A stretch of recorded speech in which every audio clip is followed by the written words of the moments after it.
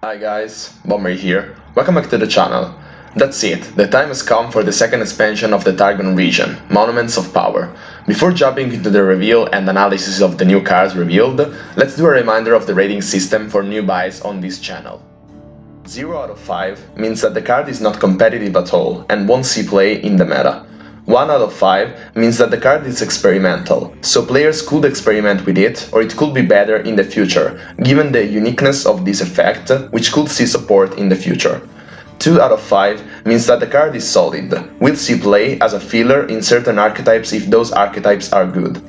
3 out of 5 means that the card is meta dependent. This includes reactive cards, counters, or counterable cards. 4 out of 5 means that the card is good and is one of the building blocks and key cards of certain archetypes. 5 out of 5 means that the card is meta defining, will see play in at least one archetype and will define multiple ones, greatly affecting the meta. And with that said, let's jump into the reveal. Tahm Kench is a 3 out of 5. Tahm Kench is a very interesting champion for sure, and is revitalizing a mechanic which was rarely seen in lore. I'm talking about capture.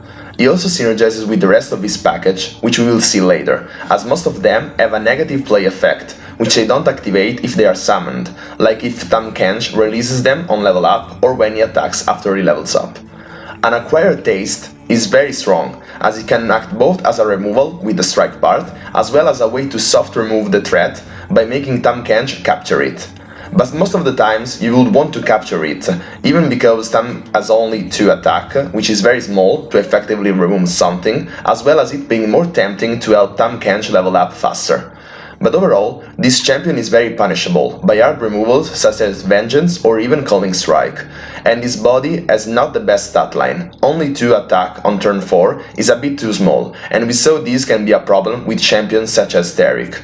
All this is making Tahm Kench a very committal play, highly punishable by removal strategies as well as aggro strategies, as it is a very bad blocker. In a meta where those strategies are not relevant, which I doubt that will ever exist, it is very powerful, as it can snowball out of control very quickly, but if those are a thing, then Kench will see no play at all, which is the definition of a meta-dependent card. Sunk cost is at 0 out of 5. This card is very bad. It costs 1 more than Vengeance, does not permanently remove the threat, but instead shuffles it back in the opponent deck, and most importantly it comes down at slow speed. Vengeance is pretty expensive, but its ability for it to being a reactive tool, punishing open attacks, is what makes it so strong and valuable. Or even comparing it to Sunburst, which is still slow, but costs 2 less than this, and it offers the option to silence the threat before removing it, which can matter a lot sometimes. This is in a different region and all, but still it is too expensive and slow for what it does.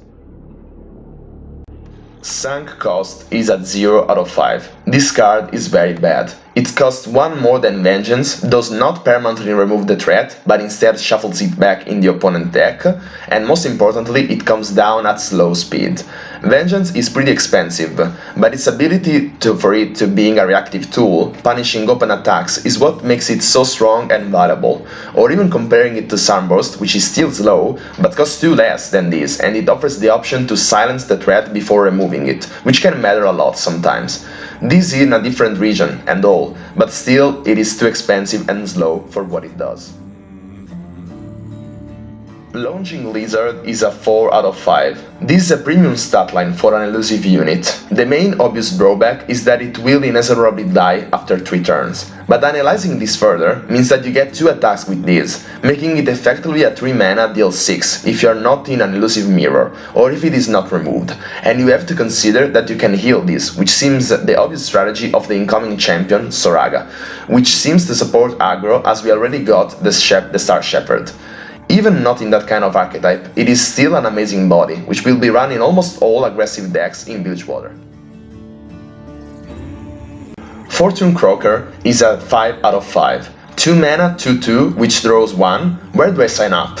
This is an insane unit, can both be run in aggressive decks for its ability of having an okay body for turn 2, which replaces itself immediately, as well as in control decks to have a solid option for having a blocker and a draw card at the same time.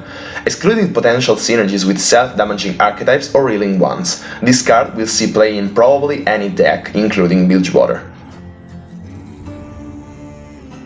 Backsteppers is a 3 out of 5. Again, the self-damage archetype or the healing one works great with all this package, so keep that in mind. This is effectively a removal spell, 2 mana to deal 3. The most similar unit to compare these to is Triangular Seeker. It shares similarities with Air as well as being in a certain sense weaker. It's true that it can block, but it does have 2 less attack, making it a much worse removal, as well as having the same weakness against pings like Triangular Seeker. So for this card, it's much more important to have synergies. And for that, we have to wait for the healing strategy to be shown to us. But overall, I guess this card will always suffer the presence of pings, making this a meta-dependent card. Crusty Cudger is a 4 out of 5. I swear, this is the last one. Again, synergies with healing and self-damage. Other than that, not much going on. A 1 mana 2/2 is already playable on its own, for example, Sidria of Cloudfield. This has also an upside. There is no way that this card does not get played.